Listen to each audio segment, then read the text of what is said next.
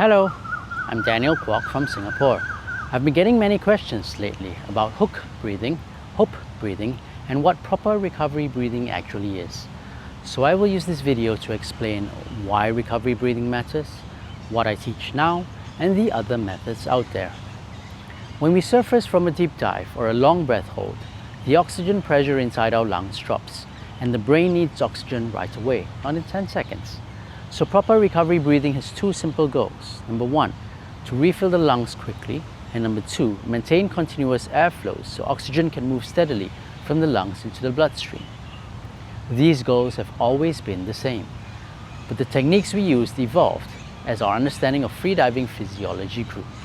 I will cover the history and the two older methods later in this video, namely hook breathing and hope breathing.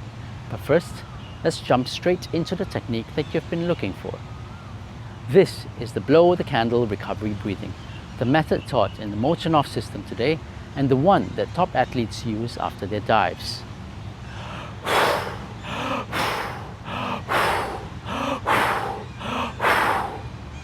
Active inhale, active exhale, with no pause, no breath hold, and no closed airway. On the exhale, imagine you're blowing out a candle far away with just enough resistance to create a soft positive pressure without blocking the airflow. This keeps oxygen moving into your bloodstream while keeping blood flowing freely to your brain.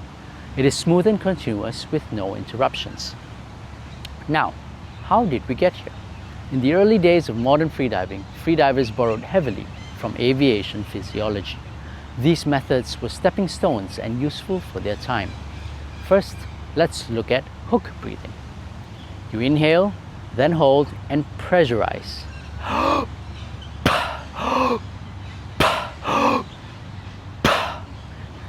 This came from how fighter pilots deal with high G forces. The goal was to create chest pressure, to push oxygen towards the brain to delay a blackout. Early freedivers adopted it thinking pressure helps move oxygen into the bloodstream. Great, let's use that. But this method also compresses the arteries to the brain, right when your oxygen is low and you need blood flow the most. That restriction works against smooth recovery at the end of a dive. So while hook breathing has historical significance, it is no longer the most efficient method.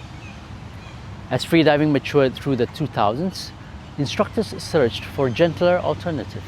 That led to hope breathing. Inhale, close the airway briefly for a small spike of pressure. This felt smoother and safer. Hope, hope, hope. For many years, this became the new standard, but it still had one flaw, a pause.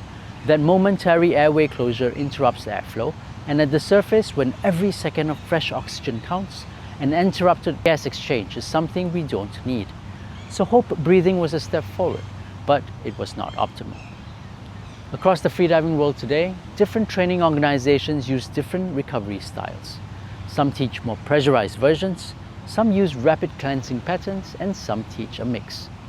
But the trend in high-level freediving, and what I personally recommend, is moving towards this smooth, continuous candle blow recovery. It is simple, repeatable, and keeps your airway open the whole time. It is also easy to learn and easy to teach, and your body recovers quickly and naturally. So that's it from this video. Why recovery breathing matters, the technique we use today, and how the older methods shaped our journey.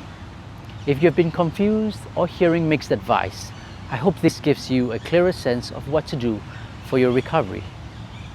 Try the blow the candle method in your next training and feel how quickly your mind comes back online at the surface.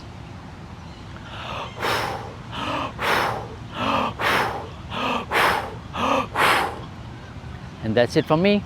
I look forward to seeing you out there in our beautiful blue sea. See you again next time.